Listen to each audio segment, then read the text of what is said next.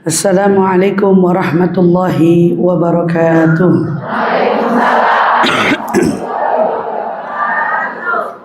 Alhamdulillahi rabbil alamin.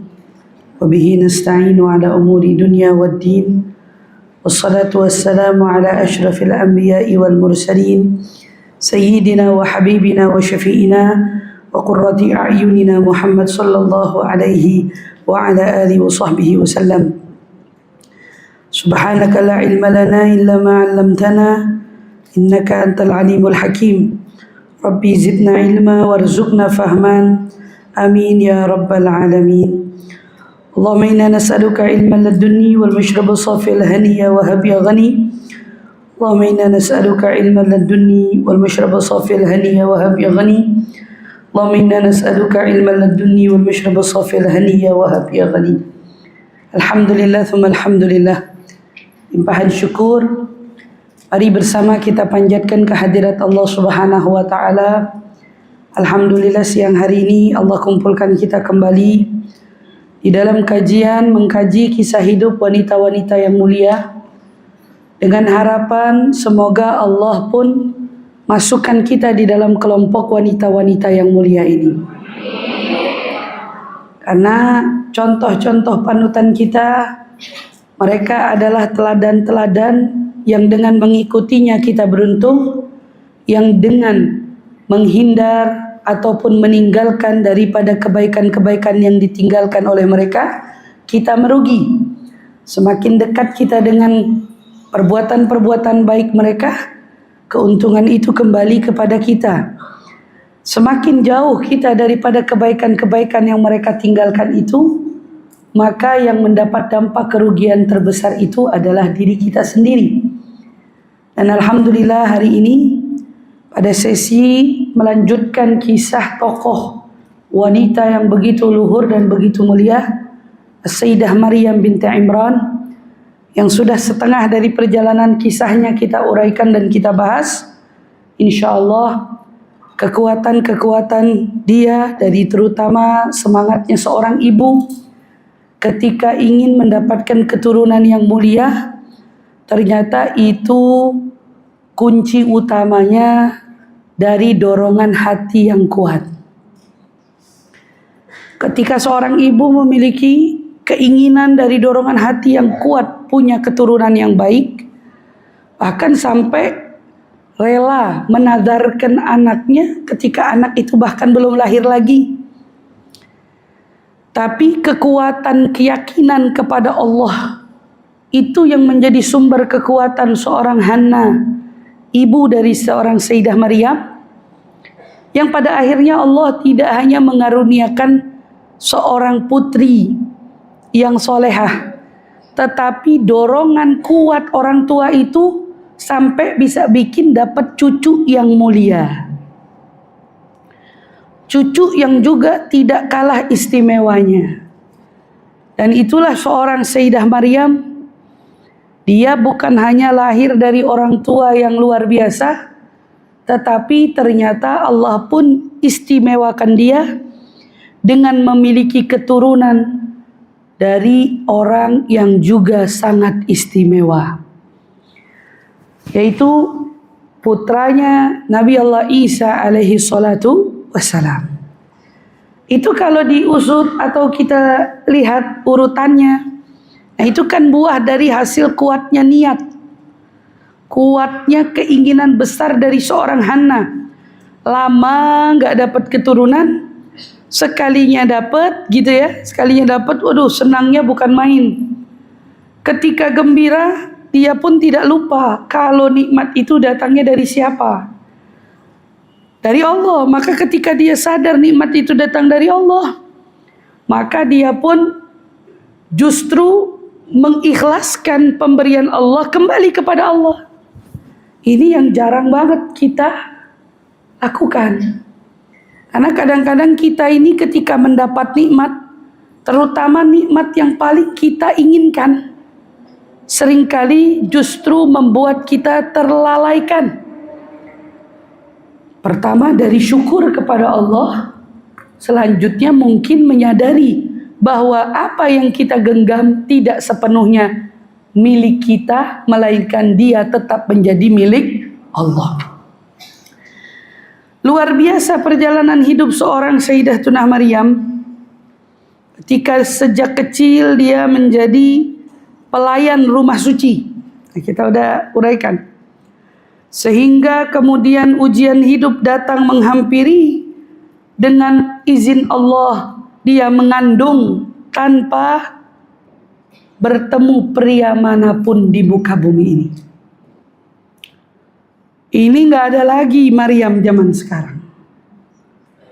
Mutlak alal itlak, nggak ada, cuman dia. Karena ayatnya innallaha astafaki wa taharaki ala nisa'il alamin. Allah memilihmu dan mensucikanmu dari seluruh para wanita yang ada di semesta ini. Berarti hanya dia. Iya. Hanya dia yang diberi keistimewaan, tahu-tahu mengandung tanpa disentuh. Allah beri kepada dia ujian. Ini bukan tiba-tiba kegembiraan. Apalagi di zaman kita aja hari ini. Bila mana ada wanita mengandung tapi tidak berstatus, itu masih dianggap sebuah aib. Iya kan? Masih dianggap sebuah aib. Lah bagaimana ketika di zaman itu, yang bisa dikatakan juga tidak pernah ada ceritanya. Maka na'udzubillah min dzalik, sebagian orang menuduh. Menuduh apa? Bila dia itu dizinahi. Itu daripada kaum Yahudi. Yakinnya kalau dia itu, wah, dia buat gila sama orang. Na'udzubillah min dzalik. Tapi Islam dengan tegas menyangkal itu. Tidak ada hubungan Maryam dengan laki-laki manapun. Ini menandakan kesucian seorang wanita dengan sifat-sifatnya yang tidak mudah disentuh oleh pria yang bukan muhrimnya. Maka di sini kita juga perlu belajar dari keteguhan seorang Maryam. Dia begitu sangat menjaga diri dan Allah pun menjaga dia melebihi dari wanita manapun yang ada di muka bumi ini.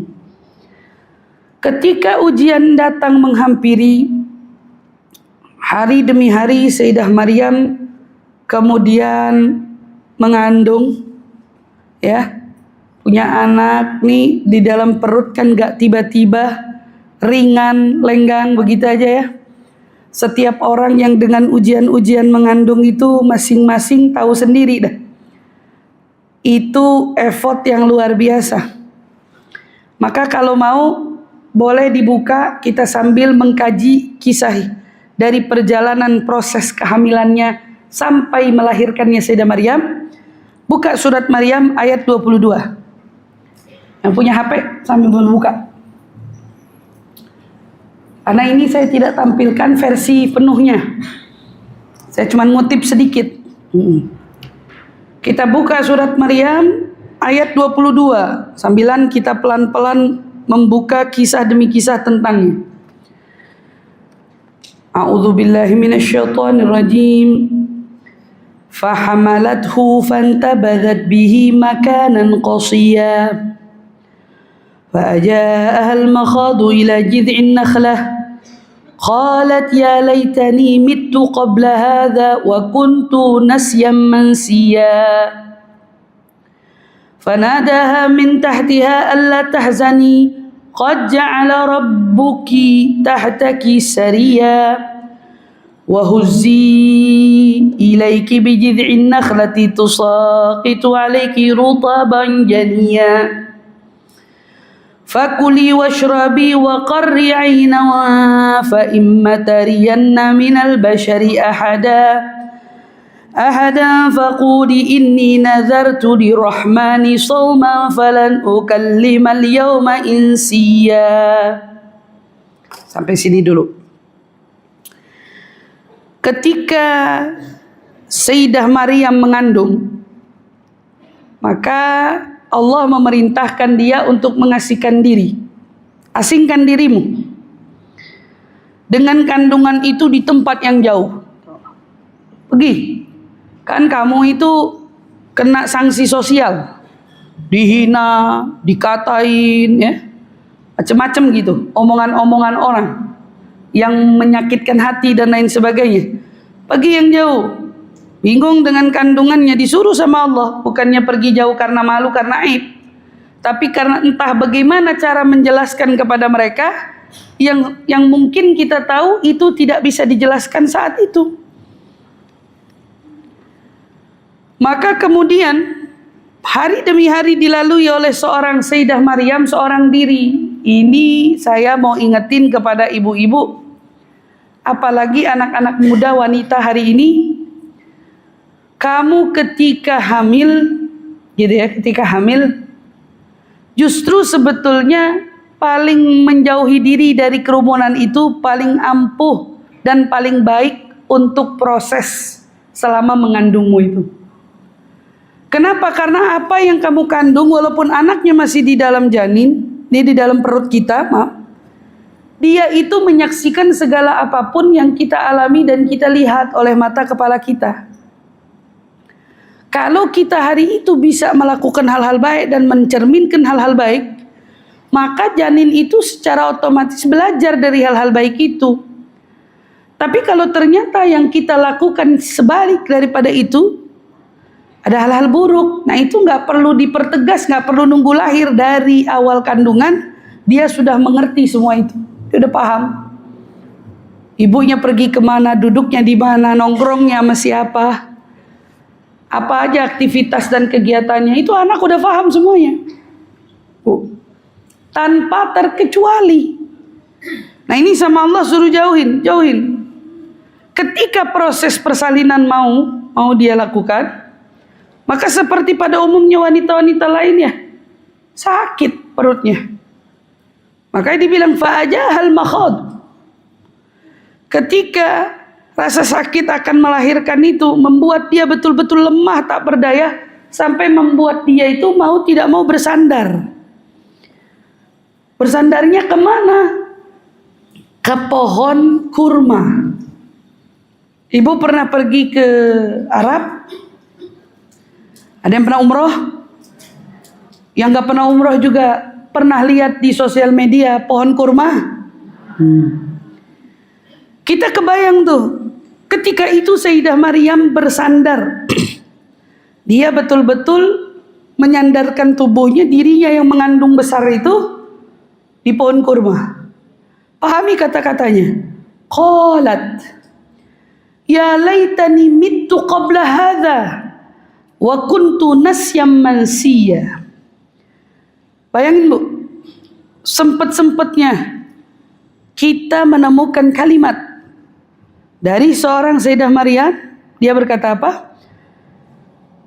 Alangkah baiknya kalau aku mati sebelum ini, dan aku menjadi orang yang tidak diperhatikan dan dilupakan oleh orang-orang. Ada sedikit rasa keputusasaan. Itu psikologi wanita, perempuan, karena dia manusia juga. Walaupun dia sosok wanita hebat, dia dengan keluhuran dan kebaikan-kebaikannya, Allah melihat betapa letihnya dia dengan kandungannya itu, sampai membuat dia berkata, coba saya ini gak hidup, saya mati aja sebelum ini. Atau mungkin mendingan saya jadi orang biasa, yang dengan nama saya ini kemudian terabaikan seiring berjalannya waktu, aku dilupakan oleh semua orang. Itu kata-kata terucap oleh seorang Sayyidah Maryam. Berarti Bu, kalau tiba-tiba ada dari kita dengan sebegitu keterputusasaannya, kita perlu merefleksi diri kita, belajar dari ketika orang-orang solehah ini merasakan juga di titik terendahnya. Dia bukan mau bilang mending saya mati, dia cuma ngomong coba saya mati dari sebelum ini. Saya kagak ada. Kalau kita hari ini ngomongnya apa? Rasanya mau mati, pengen mati gitu ya. Kalimatnya apa? Ya laitani mittu qabla hadza. Coba saya ini nggak pernah ada sebelum kejadian masalah-masalah ini, saya mati aja kemarin ini. Atau saya jadi orang yang terlupakan, nggak diingat oleh siapapun juga gitu. Karena dari besarnya celaan, hinaan, dorongan kata-kata manusia ketika itu di zamannya. Subhanallah. Tapi Allah tidak pernah meninggalkan dia seorang diri. Dijawab oleh Allah Subhanahu wa taala, fanadaha min tahtiha alla tahzani. Tiba-tiba malaikat Jibril berseru. Dia pergi naik di gunung nih. Malaikat Jibril menyeru dia dari tempat yang rendah bawah. Jangan kau bersedih hati. Jibril bilang, jangan sedih. Qad ja'ala rabbuki tahtaki sariya. Kata malaikat Jibril bilang dalam ayat ini disampaikan, jangan sedih, Allah telah menjadikan anak sungai ada tepat di bawahmu. Kebayang ada pohon kurma, ya, bisa bayangin adegannya. Ada pohon kurma. Tadinya harusnya kalau ada pohon kurma itu adanya hamparan pasir, Sahara. Tapi Allah itu tidak pernah menyia-nyiakan hambanya. Makanya dibilang sama siapa? Jibril, Allah tahzani, jangan sedih. Allah sudah nyiapin anak sungai di bawah kakimu itu. Maka disitulah kita bisa bayangkan ilustrasinya. Tepat di mana Sayyidah Maryam ada, di situ ada pokok kurma, di bawah daripada kakinya itu, di bawah dia itu ada anak air sungai yang mengalir. Di mana Sayyidah Maryam melahirkan? Di situ. Sebagian ulama mengatakan orang baru belajar melahirkan pakai air era kita hari ini.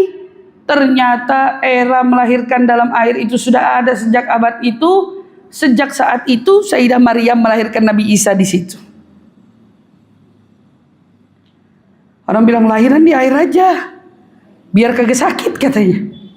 Kan gitu. Kita pikir itu pinternya orang Barat menemukan penemuan ini.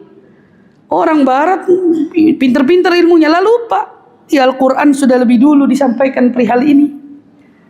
Hal ini udah disampaikan dulu Sayyidah Maryam kayak gitu. Maka dari situ subhanallah dengan ketidakberdayaan, bayangin sudah proses melahirkan, sudah proses bersalin, berarti kan anaknya sudah ada, dan dia melakukan itu seorang diri. Jadi kalau perempuan-perempuan hari ini selalu bilang, aku merasa sendiri, malu dia sama Sayyidah Maryam. Malu. Sayyidah Maryam sanggup melalui fase itu. Dia menjalani semua garis ketetapan hidup yang Allah tetapkan kepada dia dengan besar hati. Dia urus putranya dengan sepenuh hati. Ketika itu dengan segala ketidakberdayaannya, kelemahannya, Bu bayangin aja orang baru ngelahirin gitu ya. Badan lemes, capek, katanya tulang-tulang katanya pada itu. Pada remuk semua berasanya. Wallahu alam, apapun yang dirasa bagi orang-orang yang sudah melahirkan. Apa kata Allah? Wa huzzi ilaiki bijid'in nakhlati. Allah tetap suruh. Apa yang Allah suruh? Goyangkanlah pangkal pohon kurma itu. Ibu pernah lihat pohon kelapa kalau di kita ya? Atau pohon sawit kalau di kita. Bisa kebayang gimana kita goyangin pohon sawit? Hah?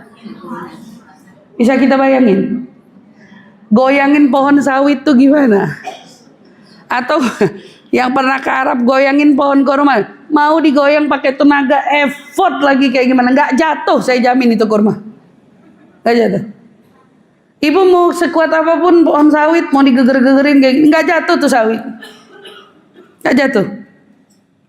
Subhanallah. Kenapa Allah suruh? Allah bisa dengan izinnya kalimat kun fayakun. Nggak usah pakai capek-capek. Toh buktinya Allah sudah buatkan mihrab, makanan datang dari situ nggak perlu capek-capek. Selalu datang rezeki dari Allah, kan gitu. Tapi kenapa ketika proses ini Allah mau ngajarin kita untuk bangkit. Dan semua itu nggak tiba-tiba bisa, melainkan semua itu perlu usaha. Allah ingin setiap dari kita tetap menunjukkan kadar ikhtiar, daripada cuman jadi orang yang mengeluh aja. Ngeluh aja, ikhtiarmu mana? Orang habis melahirkan, Sayyidah Maryam melahirkan di tengah-tengah kesendirian. Baru lahir anaknya, sama Allah diperintahin, wahuzzi, goyangin tuh pohon korma. Gimana ngebayangin goyanginnya itu gimana? Ya, gak peduli mau digoyanginnya sekenceng apa, seperti apa. Allah itu hanya melihat kadar ikhtiar. Urusan selanjutnya urusan aku, kata Allah. Kita jangan besarin ngeluhnya, tapi besarkan ikhtiarnya.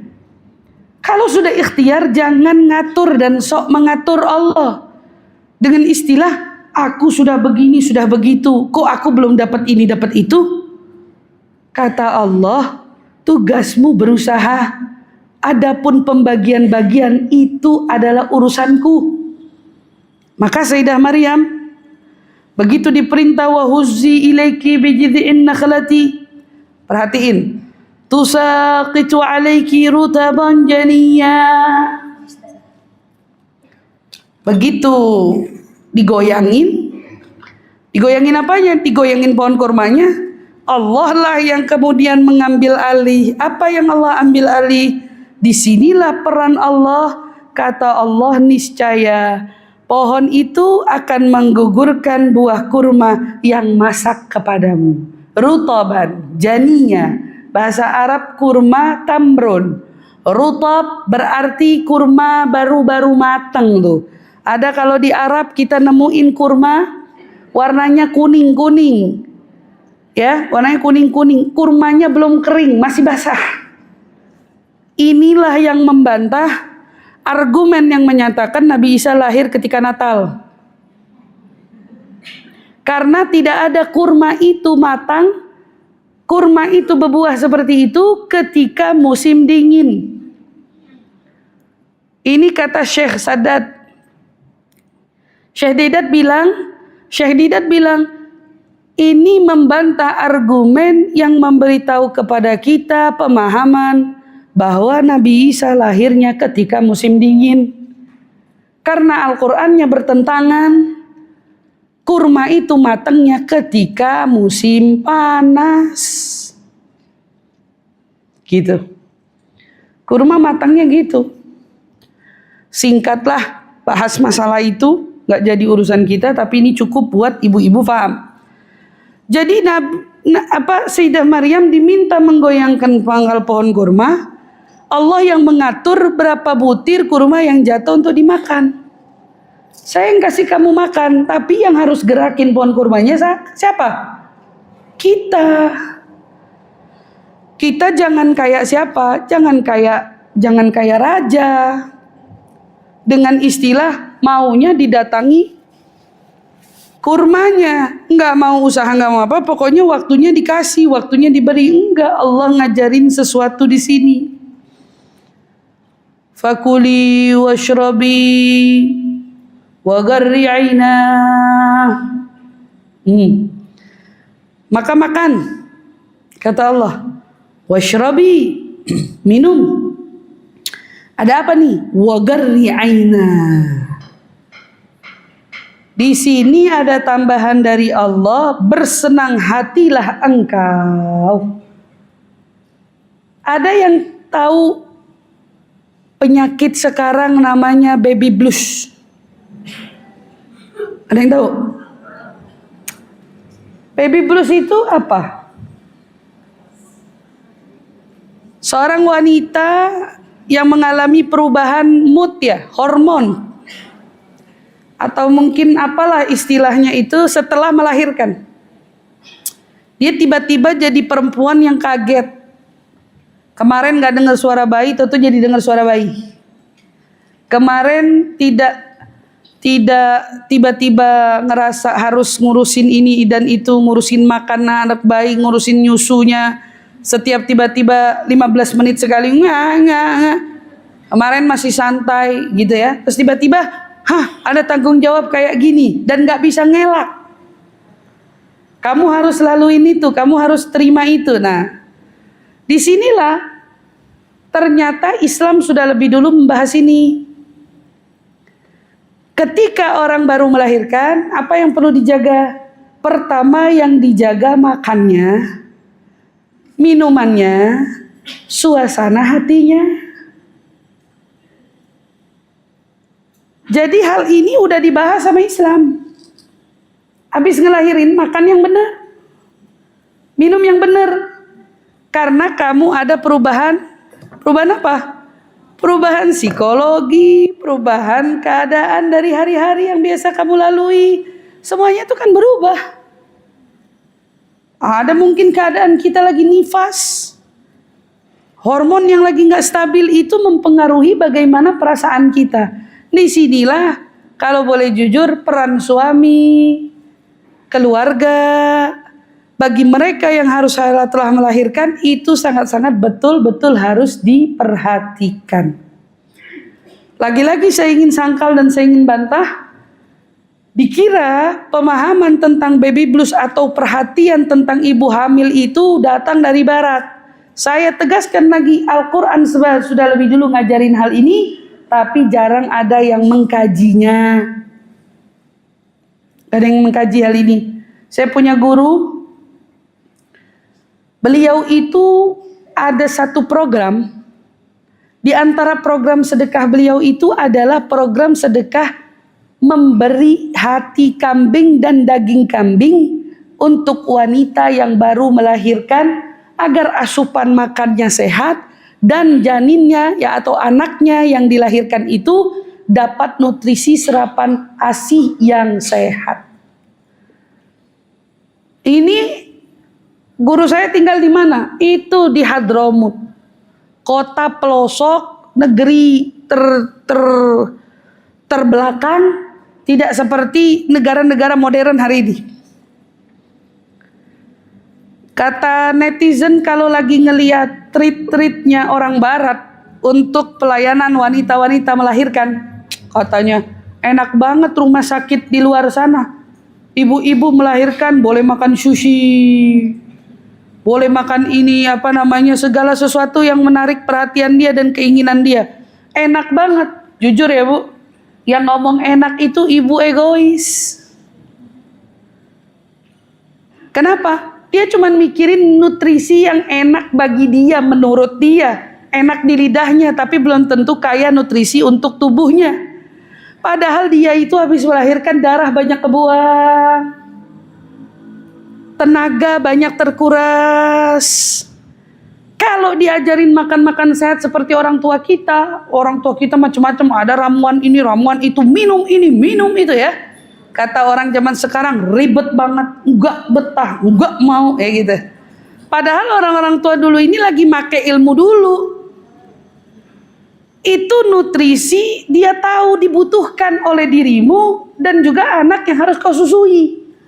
Makanya penyakit orang sekarang, apalagi mohon maaf anak-anak generasi sekarang, itu problem pertama pasca melahirkan, air susu yang susah keluar.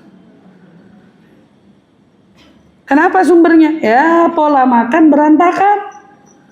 Sudahlah waktu hamil makannya nggak dijaga, begitu proses melahirkan pun acuh-acuh juga sama apa yang mereka perlu berikan asupannya, yaitu anak-anaknya. Allah suruh Sayyidah Maryam, fakuli washrabi wa gur'aini wa gur'aina. Suruh apa tuh? Suruh sejukkan mata, senengin hati, bahagiain diri. Jangan cari yang bikin mumet-mumet, jangan cari yang bikin sumpek, tapi cari yang bikin senang. Cari apapun itu. Kemudian fa imma tarayinna minal bashar ahadan faquli inni nadartu lirrahmani sawma. Allah kemudian berkata, kalau kamu melihat seseorang, ada orang yang kamu lihat lewat lalu lalang di sekitarmu, dan orang itu misalnya ngajak kamu bicara atau apa, Allah suruh faguli inni nadartu lirrahmani sawma. Apa yang Allah suruh sampaikan kepadanya, kamu sedang berada di dalam nazar berpuasa bicara dengan manusia. Saya nggak mau ngomong sama siapapun karena saya lagi nazar sama Tuhanku, tidak berbicara dengan manusia manapun. Berarti ini ilmu.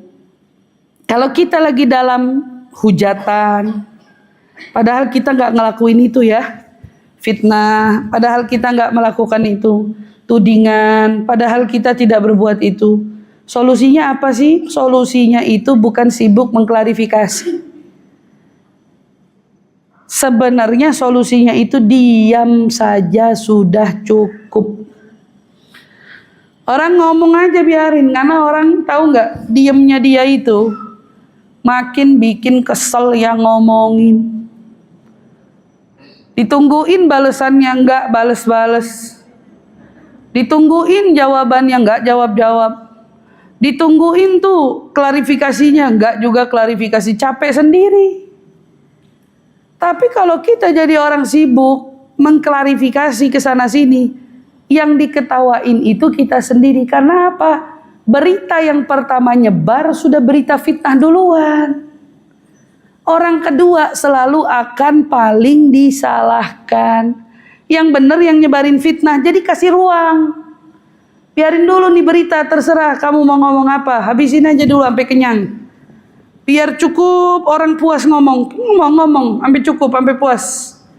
Karena orang yang datang kedua mau klarifikasi, keraguan sudah muncul. Benar apa enggak nih ya? Benar apa tidak nih ya? Nah, orang ngomong gitu. Sayyidah Maryam diajarin sama Allah, ambil jeda. Jangan jawabin siapapun yang ngajak kamu ngomong. Kalau kita di status lain, di WhatsApp lain, di telepon lain, ketemu lain, mau ngapain? Klarifikasi nggak habis-habis. Cari pembenaran ke sana sini. Nih belajar dari Sayyidah Maryam. Ketika dia sudah bersalin, sudah pun berusaha untuk menguatkan diri, maka kedengaranlah oleh orang-orang sekitar kalau dia ini sudah melahirkan. Berbondong-bondong kaumnya datang. Rame nih bawa. Maka Sayyidah Maryam pun memegang bayi itu dibawa. Fa'atat bihi qaumaha tahmiluh. Qalu ya Maryamu laqad jitti syai'an fariya. Kaumnya datang, Sayyidah Maryam pegang dengan apa? Sambil digendong. Orang-orangnya ngomong gini, hei Maryam, kamu ini ya sungguh telah membawa sesuatu yang mungkar. Kira-kira kronologinya kalau orang-orang sekarang gini nih, datang rombongan, hei Maryam, kamu nih ya kurang ajar, udah ngelahirin orang sial. Udah ngelahirin anak sial, perbuatanmu itu mungkar. Udah semuanya udah ngamuk-ngamuk kayak gitu. Kan tadi lagi apa kata Allah? Suruh jangan ngomong. Ya ukhta Harun. Ada orang yang ngomong, makana abuki imra'a sau'in wa makanat ummuki baghiya. Wahai saudaranya Harun. Loh, bukannya Sayyidah Maryam anak tunggal? Kok dipanggil saudaranya Harun? Lagian kalau diukur Sayyidah Maryam sama Nabi Harun, beda zaman, beda abad. Jauh. Kok bisa disebut dengan ukhta Harun, saudaranya Harun? Ini ibu-ibu biar kagak bingung. Seumpamanya saya bilang, saya punya kebetulan kepala daerah, anggap misalnya. Kepala daerah itu zolim banget sama rakyatnya. Zolim banget sama orang-orang yang ada di sekitar desanya. Zolim banget sama orang-orang yang ada di sekitar daerahnya. Saking zolimnya sampai saya ngomong gini, itu bapak kayaknya saudaranya Fir'aun deh. Pernah nggak dengar bahasa kayak gitu? Iya. Kamu nih ada hubungan apa sama Abu Jahal ya? Oh kayaknya kamu sama Abu Jahal itu ini banget, mirip banget secara sifat-sifatnya ya gitu ya. Ada peribahasa. Allah memberi perumpamaan kepada ya ukhta Harun. Kepada sosok seorang Sayyidah Maryam, ada apa di balik perumpamaan atau kata-kata itu, panggilan itu? Wahai saudaranya Harun, Nabi Harun itu punya sifat lembut banget. Lembut. Dan ternyata kelembutannya seorang Sayyidah Maryam itu sampai diberi perumpamaan seperti kelembutannya Nabi Harun. Jadi kayak kita ngelihat ada orang wataknya nggak bagus, kita anggap saudaranya Fir'aun. Atau ada watak orang nggak bagus, kita anggap ini kayaknya turunan Dajjal, umpamanya gitu. Nah ini ketika ada orang baik, ya dianggap begitu. Ada ini siapa? Saudaranya Harun. Saudaranya sosok orang yang baik, orang yang mulia. Maka yang diambil itu bukan tentang saudara yang dimaksud, tapi sifat dari sosok itu. Sifat yang diambil. Maka Allah bilang, ya ukhta Harun, wahai saudaranya Harun, makana abuki. Ini orang ngomongnya, wahai saudaranya Harun, kamu ini kan lembut ya, ibaratnya. Kamu lupa kalau ayahmu itu bukan orang yang buruk. Ayahmu itu bukan preman. Ayahmu itu bukan orang-orang yang rusak, bukan orang sembarangan. Wa ma kanat ummuki baghiya, ibu kamu itu juga bukan ibu tunasusila. Ibumu bukan ibu-ibu yang ngaco. Kamu nih dari keluarga baik. Kok bisa kamu tuh kayak gini? Ada yang ngomong kayak gitu. Jadi secara ada yang menghujat, ada yang ngomong dengan peribahasa melas. Kamu tuh kok bisa? Kamunya segini baik, segini bener. Bapakmu tuh orang baik, ibumu orang baik, kok kamu begini? Kalau orang sekarang kena mentalnya kayak apa? Tapi Allah kasih perumpamaan dari segala sisi. Orang datang menghujat. Orang datang mengomentari. Nah, di sini juga menguatkan kita. Oh ternyata memang Sayyidah Maryam itu dari keluarga baik-baik. Ayahnya dikenal oleh orang sekitar baik, ibunya juga baik. Dan itulah juga kenapa di Al-Quran ada surat Ali Imran. Nah Ali Imran ini siapa? Imran itu siapa? Ayahnya Sayyidah Maryam. Ali Imran keluarga Imran. Termasuk di situ ibunya.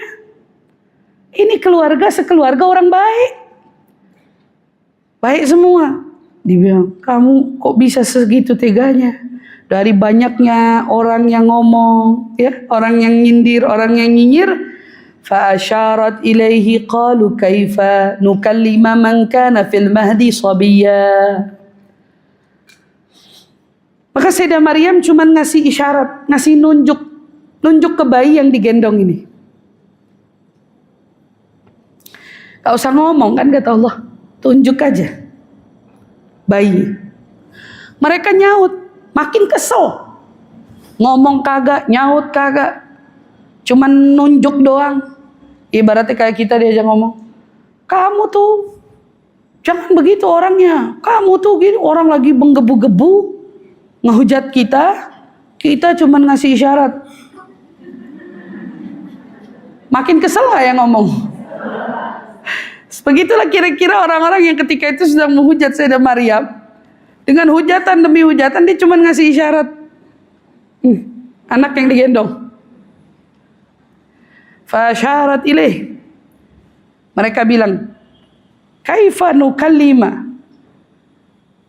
nukallimu man kana fil mahdi sabiyya.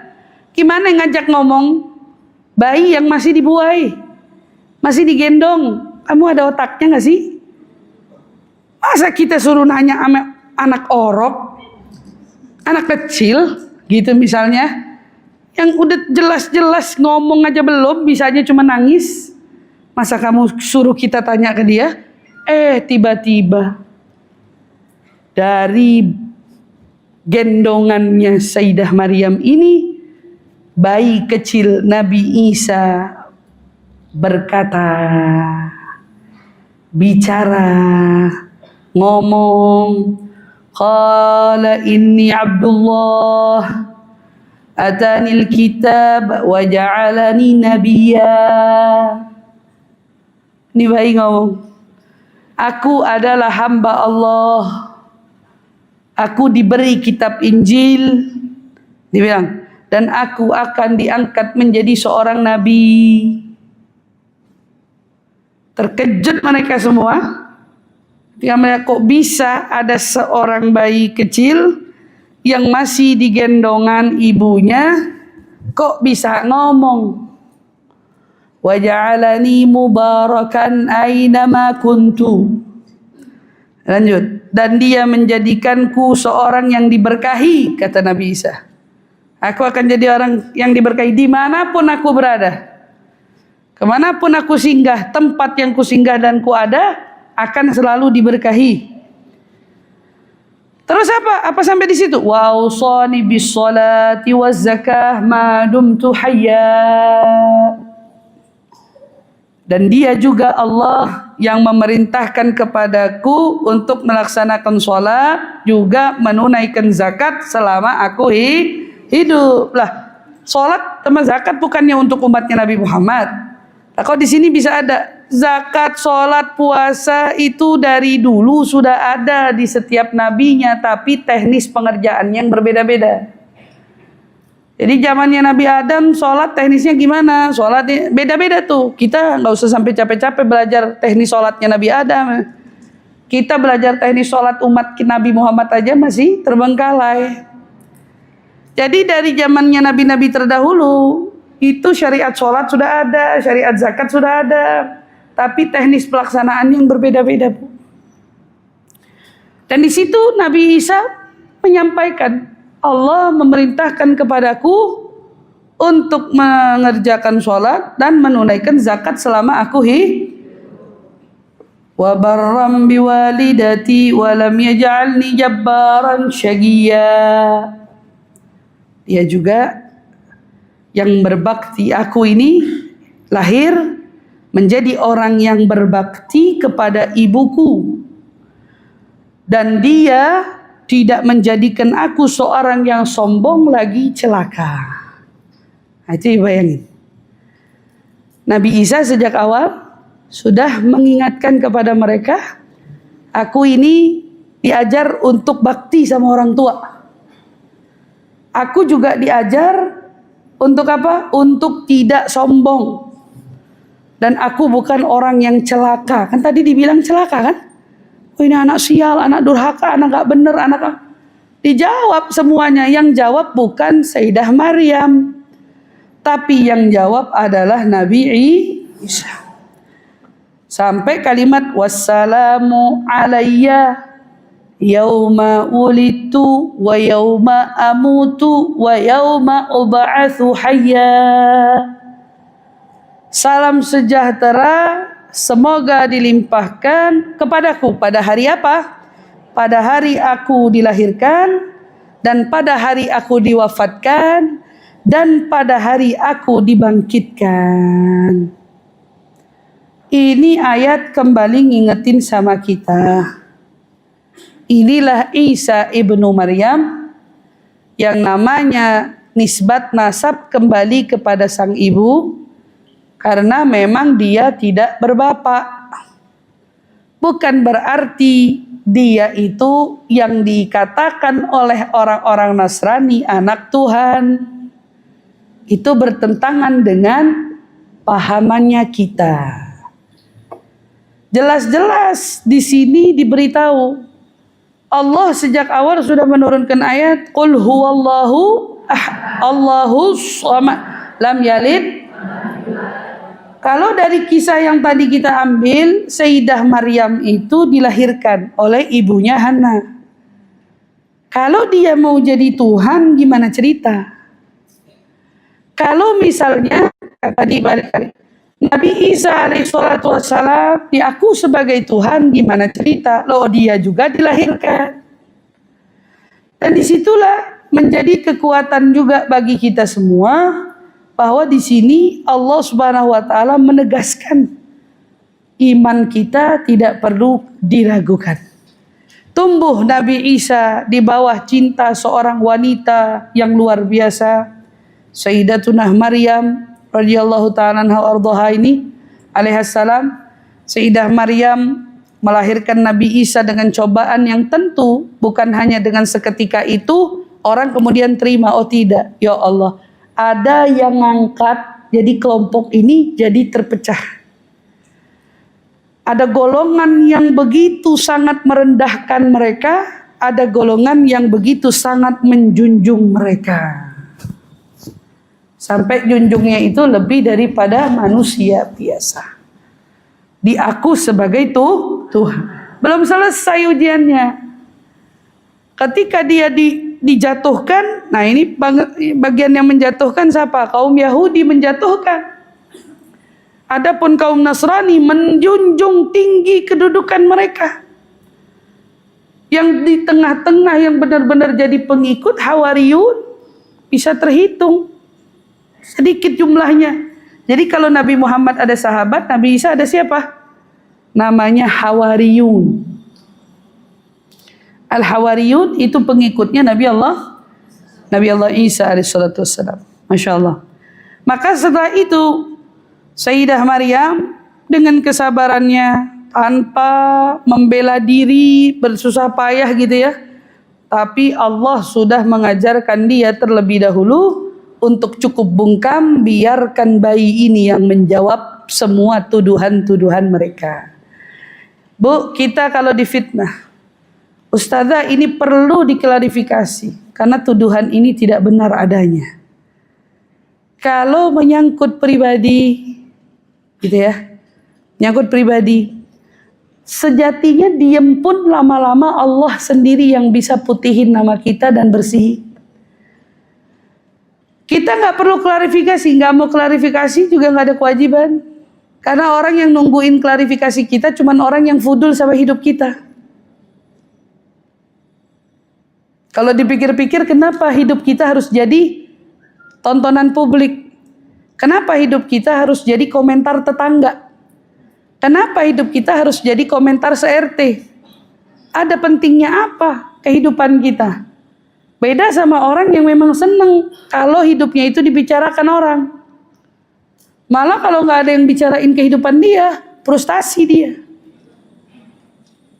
Naudzubillah min dzalik. Tapi di sini orang-orang luhur lebih seneng hidupnya itu bukan hidup yang dijadikan tontonan publik.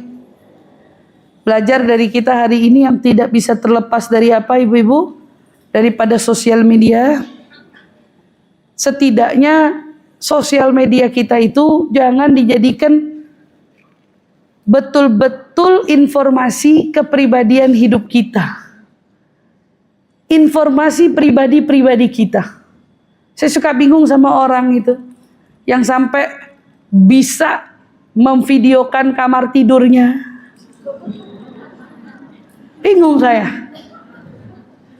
Kadang-kadang yang lebih saya bingungin yang nonton. Lebih bingung lagi saya. Segitu pentingnya mau nonton rumah orang. Segitu pentingnya kamu mau nonton kegiatan hidup orang. Segitu pentingnya kita sampai rela habiskan waktu kita untuk nonton orang situ rumahnya. Mau rumahnya sebesar istana Namrud lagi. Gitu loh. Itu bukan sesuatu yang patut menjadi apa? Menjadi inginnya kita untuk melihat. Orang tuh nunjukin yang enak-enak. Lagi pergi yang ditunjukin pemandangan, oh iya kayak seneng. Belum nyampe ke sono, lihat deh. Biar bisa syukur, oh di negara lain bentukannya begini. Tapi hal ihwal kehidupan pribadi seseorang. Sampai rumahnya, kamarnya, kamar mandi dong, spill. Kalau set rumah orang mau dilihat juga. Subhanallah. Meminta sepil kamar mandi orang itu bingung. Orang-orang mulia cenderung namanya tidak ingin terekspos. Saya mau tanya sama ibu-ibu. Saya nggak lagi ngomong orang mulia dari sisi akhirat doang. Orang yang dimuliakan oleh dunia aja. Dunia hari ini membesar-besarkan nama tokoh-tokoh dunianya. Ada nggak kehidupan mereka yang dipublish? Ada orang kaya banget tuh di India. Paling kaya mungkin bisa dibilang hampir top, mungkin top one orang paling kaya sedunia dia. Mana pernah bagi-bagi informasi lagi main sama cucu? Gak pernah. Dia tiba-tiba bagi informasi kalau dia itu barangkali mungkin lagi ada pesta keluarga. Dia bikin pesta besar-besaran aja, itu kamera tertutup. Orang makin tinggi kedudukannya, makin tertutup hal ihwal dari pribadinya. Makin tertutup dari segala sesuatu yang menyangkut dirinya, makin gak mau. Kamu cari pembisnis manapun, gak ada yang tiba-tiba kamu temuin tiba-tiba sosial medianya puluhan juta. Gak ada. Mereka justru ingin paling jauh dari kamera. Ingin paling jauh dari sorotan. Paling jauh. Lah kita belajarlah sedikit-sedikit. Dari tokoh-tokoh istimewa ini, kita gak pengen jadi orang yang selalu jadi bahan ocehan dan bahan tontonan mereka. Maka kalau kamu suka ditonton, tontonin yang baik-baik. Kalau kita suka ditonton yang baik-baik, belajar dari Sayyidah Maryam. Peduli apa dia mau urusan-urusan orang. Segitu dihujat, segitu dihina, segitu diasingkan, segitu segitu disalah-salahkan. Tapi dia hanya peduli mengabdi kepada Allah Subhanahu wa taala, menjadi pribadi hamba Allah yang taat pada aturan dan pada perintahnya saja. Siangnya berpuasa, malamnya beribadah. Jadi di dunia ini Bu ada 3 tempat mulia. Pertama itu masjid. Sebagaimana Al-Quran menyampaikan, masjid. Ini masjid yang kita duduk ini tempat mulia. Makanya kan di masjid ini dianjurkan hanya untuk orang ibadah aja. Kedua, musola. Nggak semua orang bisa bangun masjid, tapi setidaknya orang-orang bisa bangun musola. Paling nggak musola untuk di rumahnya. Musola, tempat sholat. Itu disebut dengan musola. Yang ketiga, mihrab. Lah mihrab itu apa? Loh di sini memang jarang ada mihrab. Ini contoh. Ini mihrab Ustaz, bukan ini mimbar. Ini mimbar. Ini kurang lebih biasanya mihrab ini ukurannya tidak sebesar ini. Mihrab lebih kecil, cukup untuk tubuh kita sholat di dalam situ. Itu disebut namanya mihrab. Jadi kalau ibu-ibu lihat suatu saat gitu ya, barangkali ziarah atau barangkali kemana, karena tempat mihrab itu paling banyak setahu saya di Hadramut. Nanti ada nemu nih, nggak sebesar ini space-nya, kecil. Itu biasanya ngepas sama badan orang yang ibadah di situ. Jadi tiap orang punya mihrab. Ada satu mihrabnya, ini mihrabnya fulan. Dia kalau ibadah di situ. Bid'ah, Nabi nggak punya mihrab. Gimana bid'ah Sayyidah Maryam punya mihrab, ngomongin mihrab dari abad kapan, baru ngomongin bid'ah sekarang? Gitu. Itu mihrab dari zamannya Sayyidah Maryam. Dari mana dibilang mihrab itu mendatangkan keberkahan? Dari mana? Buktinya. Kita mundur sedikit dari kisah Sayyidah Maryam, ketika Nabi Zakaria masuk menemui Sayyidah Maryam. Anak-anak ayah masuk menemui Sayyidah Maryam, ayahnya meninggal, di wakafalah Zakaria. Ketika ayahnya Sayyidah Maryam wafat, diuruslah dia oleh Nabi Zakaria. Setiap kali Nabi Zakaria menghampirinya, falamma dakhala 'alaiha, tiap kali masuk akan ditemukan dia berdiri sedang sholat di mihrabnya. Lagi ibadah. Dan tiap kali masuk ditemukan ada makanan, ada buah-buahan selalu di dalam mihrabnya. Ada makanan di situ. Sampai Nabi Zakaria nanya, "Anna laki hadza? Kamu dapat ini dari mana?" Itu Bukan Nabi Zakaria nggak tahu kalau dapatnya dari Allah, tahu, tapi kayak kok bisa? Tiap kali masuk nemuin ada makanan. Kok bisa? Dijawab, huwa min indillah, ini datang dari Allah. Kan kurang lebih gitu. Ayat ini datang dari Allah, kata Sayyidah Maryam. Nah, begitu Nabi Zakaria mendapat jawaban pasti dari seorang Sayyidah Maryam, Nabi Zakaria itu cerdas kemudian mikir, ini bukan tentang rezeki yang datang dari Allah begitu saja. Ada yang beda dengan mihrabnya Maryam. Berarti ini tentang tempatnya, kata Nabi Zakaria. Wada'a Zakaria rabbah. Begitu Nabi Zakaria nyadar ini mihrabnya seorang Maryam, bukan sembarang mihrab. Sholat dia di situ. Nabi Zakaria sholat di mihrab keponakannya. Wada'a rabbah, di situ dia doa. Doa ngadu kalau dia nggak punya keturunan.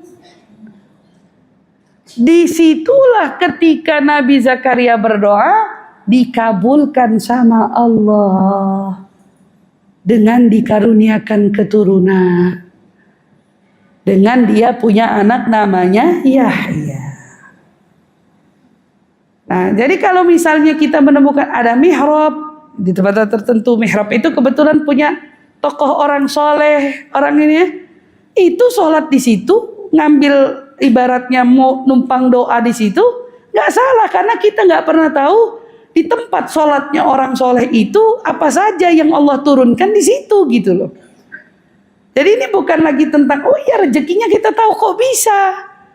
Kamu selalu dapat itu karena dia nggak pernah beranjak dari mihrabnya. Sholat gak henti, puasa gak henti, sampailah di situ Sayyidah Maryam wafat dengan penuh kemuliaan.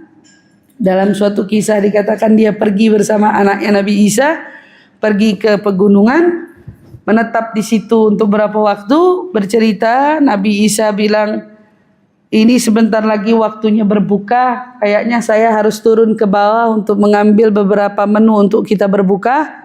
Ada sayuran, ada kubis, ada apa, saya turun dulu, izinlah sama ibunya. Mau turun mengambil makanan untuk berbuka. Ketika Nabi Isa turun, tiba-tiba Sayyidah Maryam yang sedang ibadah didatangi oleh malaikat pencabut nyawa. Ketika Israel datang, Sayyidah Maryam nanya, kamu ini siapa? Kenapa ketika kamu datang aku gemetar? Dijawab oleh Israel, aku adalah utusan Allah, malaikat pencabut nyawa. Katanya Sayyidah Maryam, apakah Allah ingin mengambil nyawaku sekarang? Iya. Boleh tunggu anakku sedang pergi ke bawah mengambil beberapa menu makan berbuka agar aku bertemu dulu dengan dia, lalu aku menunaikan apa yang Allah mau dariku. Apa kata jawab malaikat Israel? Saya ini utusannya.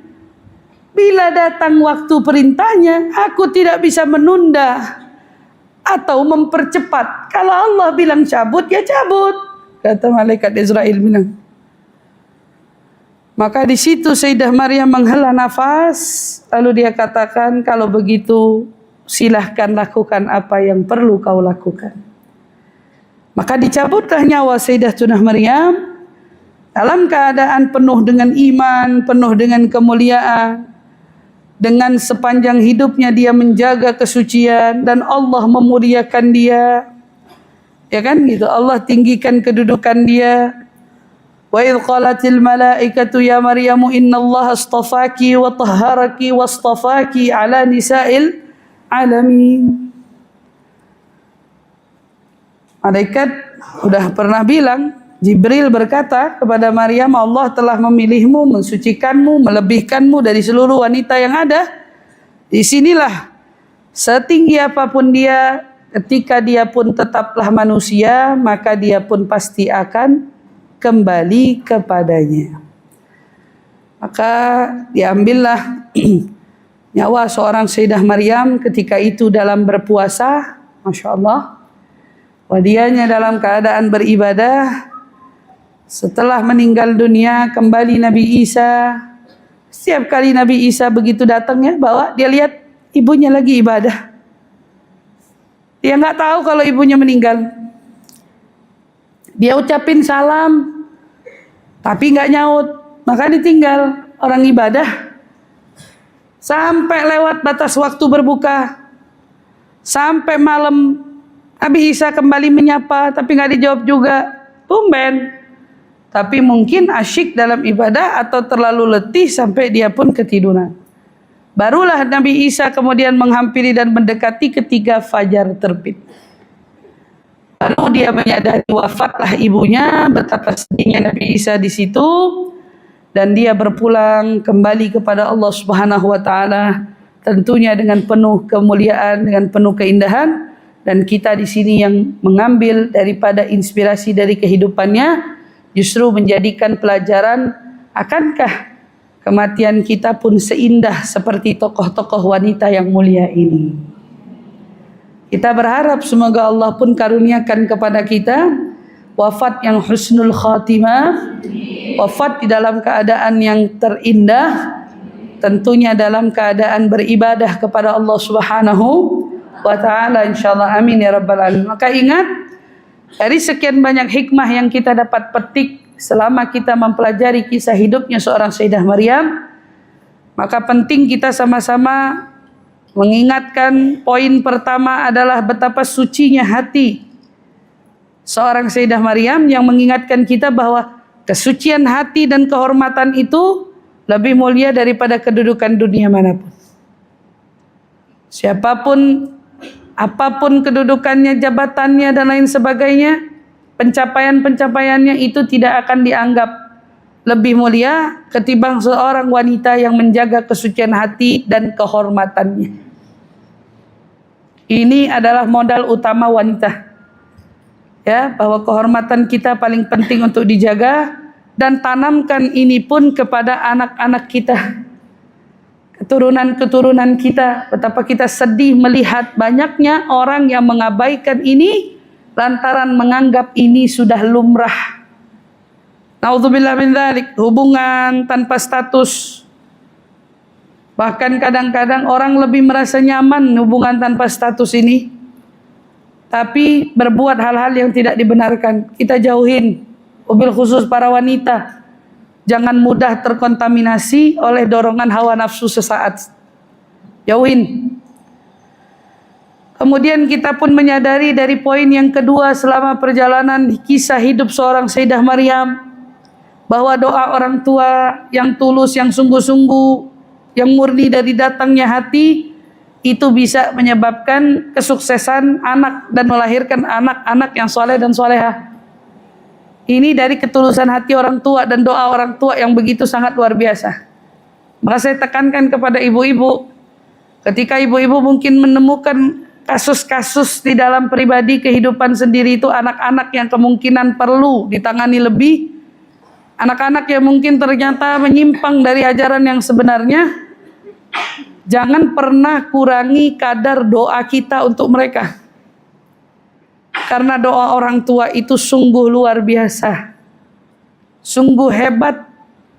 Itu doa-doanya orang tua lah yang membuat kita hari ini bisa sampai pada titik kita sini. Kalau bukan karena doa mereka, kita nggak akan sampai menjadi kita yang hari ini. Jadi doa-doa mereka lah, ketulusan-ketulusan mereka lah yang membuat kita semua bisa sampai seperti ini. Poin yang ketiga, seorang Maryam yang sebegitu dipilih, sebegitu diunggulkan, sebegitu diutamakan oleh Allah, namun tidak membuat dia luput dari godaan dan ujian fitnah.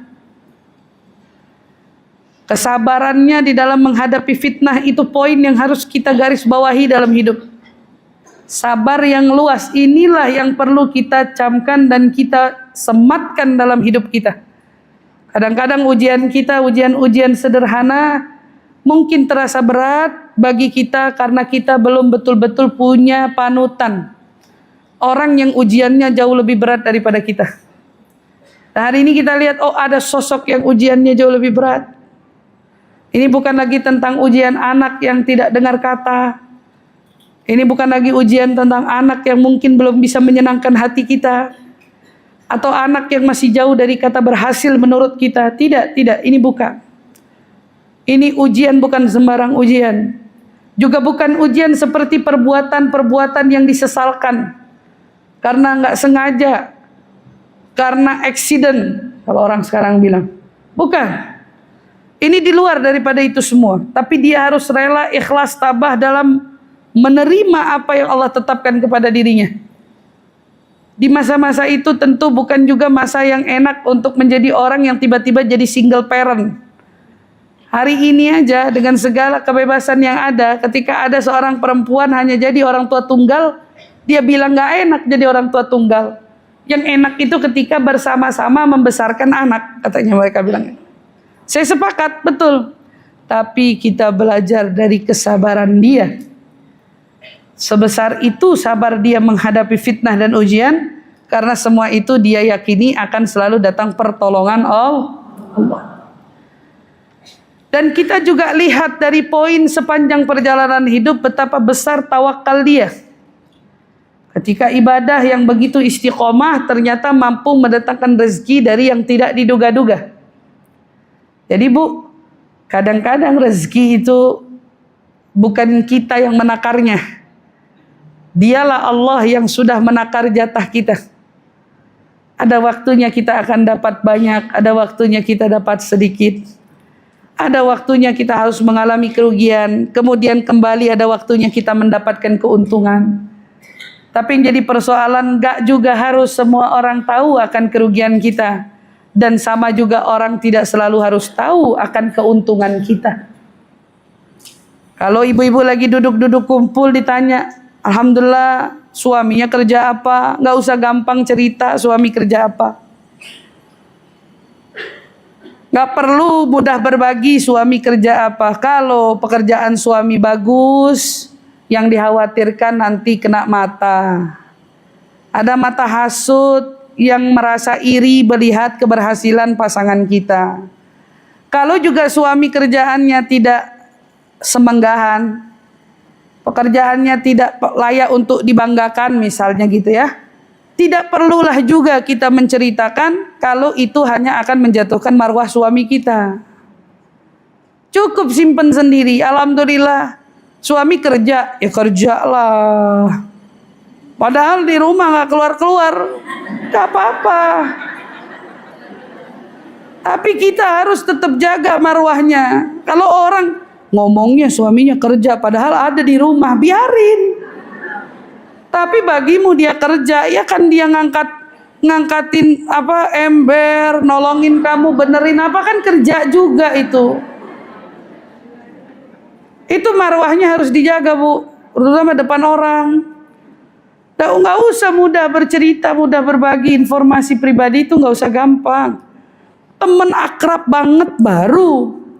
Tapi buat semua orang cerita suami kerja di mana, orang kan kalau udah dengar, alhamdulillah kerja di mana, mesti jawab lagi, alhamdulillah kerjanya ya betani, padahal punya tambang gitu, padahal punya, nggak usah, santai aja, alhamdulillah, yang penting doain, rezekinya biar halal, biar lancar, gitu. Itu perlu kita jaga. Nah kita lihat sebegininya tawakal. Seorang Sayyidah Maryam itu yakin kalau Allah tidak pernah menyengsarakan. Ada waktunya kita untung, ada waktunya kita rugi. Waktu kita untung sebesar apa porsi kita, katakanlah dalam ingat Allah, dalam bersyukur, dalam kita menggenggam segala itu, kita perlu mengingat gitu. Saya ingat banget Bu. Awal-awal dulu kita namanya cari uang gitu ya.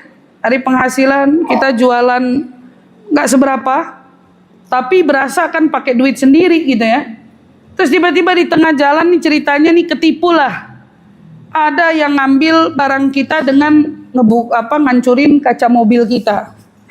Yang diambil cakep-cakep, semuanya benda-benda berharga. Kan emang begitu. Yang diambil cakep-cakep. Nah, ini nih Bu. Ketika dunia itu terasa begitu sangat ada artinya, maka sebesar itu juga rasa sakit akan menyertai kita ketika kita kehilangan dia. Saat itu kan lagi susah nih nyari. Jadi begitu lagi susah nyari dapat hilang, sakit banget rasanya. Kenapa bisa sesakit itu? Karena dia terlalu berarti sama kita. Padahal kita lupa. Kalau Allah udah mau ngasih, Allah udah mau beri, yang hari ini kau genggam mungkin bahkan terlihat gak ada arti. Tapi kalau udah Allah yang mau kasih. Jadi rasa sakit kehilangan dunia itu sesuai kadar bagaimana kita itu membutuhkan dia.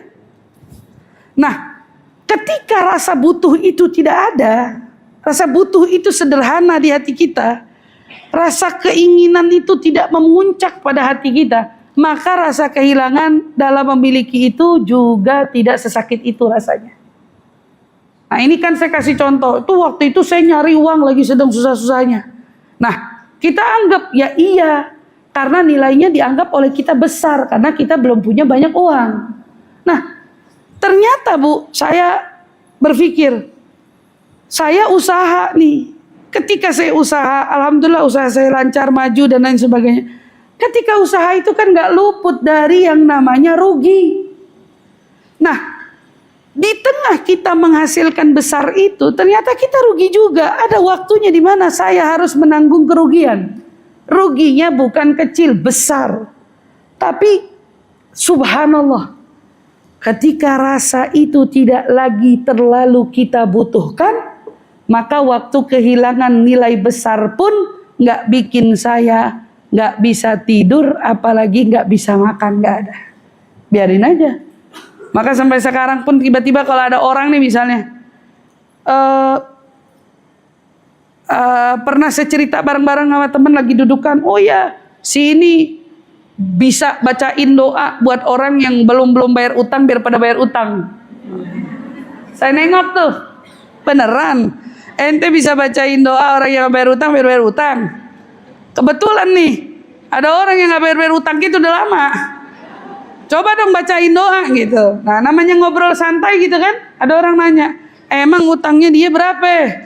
Gitu sebutin. Kalau berhasil ente beneran bisa bacain, utangnya segini, aneh kasih ente komisi segini. Kita bilang sama teman kita. Dia bengong.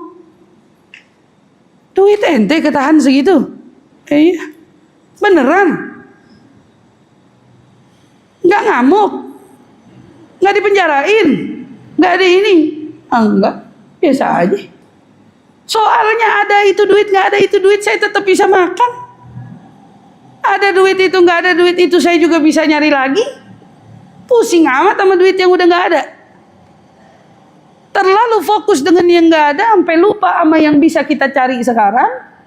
Itu juga bikin kita jadi orang yang akhirnya menderita. Saya memilih nggak mau jadi yang kayak gitu. Saya bilang ya udah itu pelajaran saya.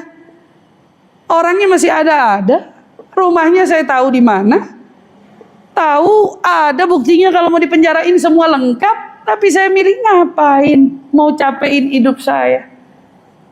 Alhamdulillah Allah nggak kasih saya butuh dan saya pun tidak harus merasa menderita karena hal itu. Ibu-ibu bisa belajar dari seorang Sayyidah Maryam ketika kehilangan semua hal. Kehilangan apa yang dia ingin, mungkin rasanya nggak ada, dia cuma mau ngejar ridho Allah. Dia belajar sabar, dia belajar tawakal, dan dia berusaha istiqomah, dan dia yakin kalau urusan perkara rezeki itu Allah yang atur. Gak pernah jadi urusan. Bahkan Nabi Isa hartanya apa? Nabi Isa hartanya apa? Sisir, apalagi bantal, sama gelas. Dia bilang sisir saya buat berhias, karena saya nggak mau orang tahu kalau saya nggak punya. Jadi dia selalu gambaran Nabi Isa kan kayak orang baru keluar dari kamar mandi, rambutnya basah terus gitu. Iya, kayak orang baru keluar mandi gitu. Seger gitu mukanya. Nabi Isa tuh begitu. Dia punya bantal, dia mau tidur di mana aja dia nender. Dia nggak butuh satu ruangan spesifik untuk tidur. Dan dia cukup gelas air untuk membantu dia minum dimanapun dia menemukan sungai di situ. Itu doang hartanya. Sekurang lebihnya seperti itu, Masya Allah. Dan Nabi kita Muhammad kayak apa sih? Nah, kalau kita lihat-lihat tokoh-tokoh, ya kita belajar. Kita sedang memupuk diri kita. Setidaknya kita tidak sesederhana juga seperti mereka. Makanya kita juga tidak perlu sebegitu merasa terpukulnya ketika kita tidak menggenggam dunia. Yakin, Allah pasti kasih jalannya. Allah pasti tuntun kita untuk menemukan jalan. Adanya poinnya di mana? Istiqomah. Dengan ibadah dan tawakal kita kepada Allah. Maka Sayyidah Maryam adalah teladan bagi kita semua, bagi para wanita muslimah, terutama pada zaman-zaman sekarang ini. Teladan kita untuk kita belajar menjaga diri, teladan kita untuk kita mengikuti jejak ketaatan beliau dan ketaatan beliau dalam ibadah yang begitu sangat luar biasa. Dan juga teladan kita bagi untuk para wanita yang ingin mendekat kepada Allah Subhanahu wa ta'ala. Semoga Allah Subhanahu wa ta'ala selalu tuntun dan bimbing kita semua untuk bisa mencontoh perangai-perangai para tokoh-tokoh wanita solehah dari kisah hidup yang telah kita pelajari. Sayyidatuna Khadijah bintu Khuwailid, kemudian Sayyidah Asiyah binti Muzahim, Sayyidah Fatimah bintu Rasul. Sudah belum sini? Sudah. Dan juga alhamdulillah hari ini pun kita lengkapi sosok dari sekelumit kehidupan seorang Sayyidah Maryam binti Imran.